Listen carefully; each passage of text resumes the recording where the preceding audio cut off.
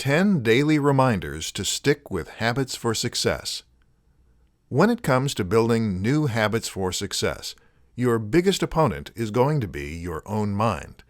But what if you could prevent your brain from getting in the way of success before those obstacles are even fully formed? That's exactly what these daily reminders will do.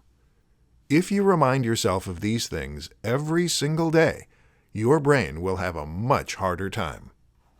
1. Knowledge is power, and what you do with the knowledge is what makes you powerful. 2. You are as entitled to success as anyone else, and just because you have made past mistakes doesn't mean that you don't deserve the success that you want. 3. You are going to fail. You might as well get used to it.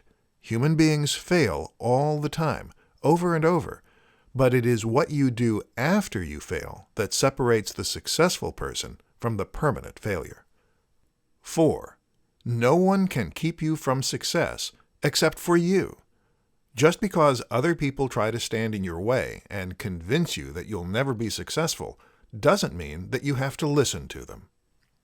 5. It's your fault. Don't blame other people for your past failures.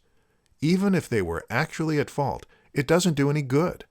The upside is, when you can take responsibility for your failures, you can also take responsibility for your successes. 6. Stop talking and do something.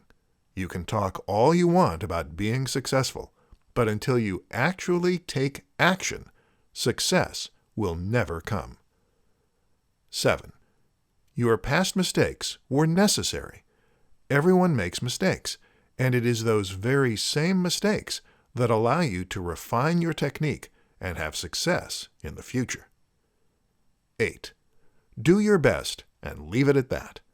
Just because you didn't do as well as you thought you could doesn't mean you failed. If you did your best, then you were successful. 9.